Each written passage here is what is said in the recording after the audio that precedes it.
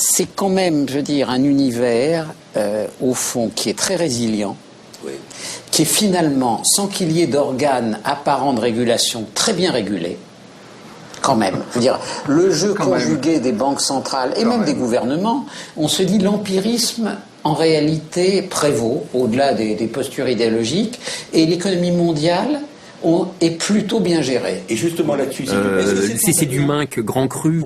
Et là, il est en grande forme. Hein. Il est en grande forme, c'est-à-dire qu'il a plus que les prodromes de la crise du siècle. Hein. On est au-delà des signes avant-coureurs. Hein.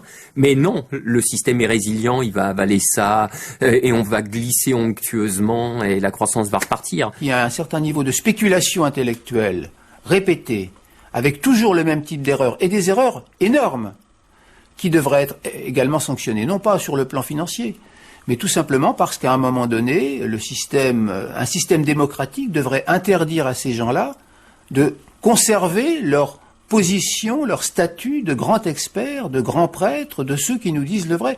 Alors, nous en sommes très loin. C'est le propre de tout ce qui s'est passé avec cette crise. Elle a pris à revers, et là, on voit, je veux dire, c'est la séquence du contre-pied même, ça. Hein. Elle a pris à revers tous ces gens qui, pendant 20 ans, ont certifié que la déréglementation était le meilleur des systèmes. Bon, là, c'est la démonstration à grand spectacle d'une erreur, d'une colossale erreur. Bon. 6 mois plus tard, le 7 juin 2008, Alain Minc fait à nouveau preuve du même optimisme. Il invite un autre expert, Daniel Cohen, à la fois éditorialiste au Monde et conseiller à la Banque Lazare. Le 7 juin, c'est, rappelons-le, 3 mois avant le krach de septembre 2008. Une expression, à mon avis, qu'on ne peut pas employer, qu'il est le meilleur économiste français à mes yeux, mais comme c'est l'expression que Valéry Giscard d'Estaing a employée pour Raymond Barre, ce serait quand même un peu excessif. Mais je crois que c'est l'occasion d'avoir un diagnostic sur un moment économique un peu particulier. Tu disais, je crois très justement que, d'une certaine façon, la crise financière, encore que ce soit pas du tout fini, mais la crise financière est a priori passée, c'est-à-dire le risque plus exactement que la crise. Dérapage. Voilà, le risque que la crise financière dérape en crise systémique où les banques tomberaient comme des dominos, ça semble écarté. Bon, voilà, on est à nouveau confronté à une situation où on se dit, si le meilleur économiste de France, selon Minc, se trompe à ce point, nous sommes en juin 2008, est-ce que ça signifie que toute la profession est condamnée et que finalement personne n'a rien vu venir ? Or non, voilà, il faut aussi pouvoir dire qu'un certain nombre de gens, y compris des économistes, ont vu les choses venir, et ça depuis plusieurs années. La vraie question est de savoir pourquoi ceux à qui on donne la parole sont ceux qui sont les moins critiques des fondements du système. Donc, Daniel Cohen n'a vraiment rien vu venir. Effectivement, il y a une constance dans l'erreur qui est accompagnée d'une constance similaire dans l'indulgence. Donc, ils peuvent dire de tout.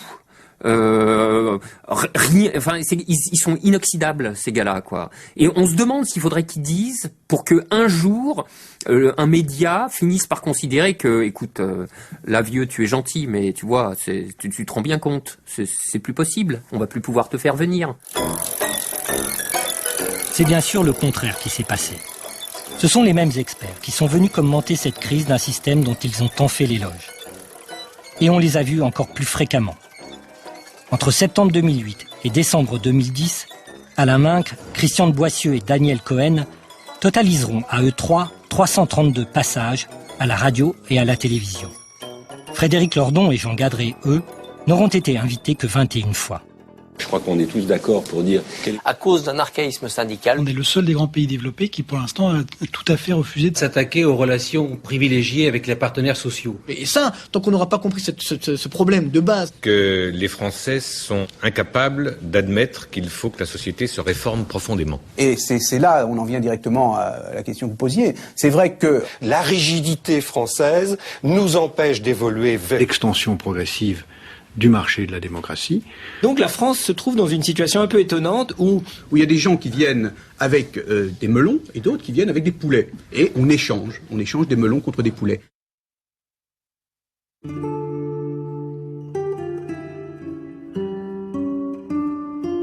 Quand les idées bourgeoises furent regardées comme les productions d'une raison éternelle, quand elles eurent perdu le caractère chancelant d'une production historique, Elles eurent alors la plus grande chance de survivre et de résister aux assauts.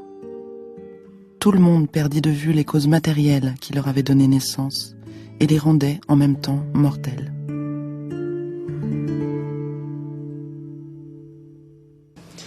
Quand le gouvernement voudra défendre son point de vue, il le fera à visage découvert par l'intermédiaire d'un porte-parole qualifié. Alors votre porte-parole, enfin ce porte-parole, comment se manifestera-t-il? Sous forme d'allocution, de déclaration, de... comment?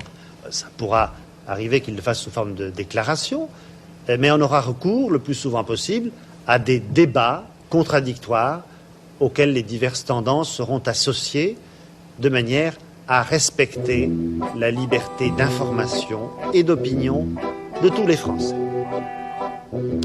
Voilà, à l'avenir... On peut sourire d'entendre Alain Peyrefitte défendre le pluralisme des opinions au moment même où il vient imposer les transformations du journal télévisé voulues par son gouvernement.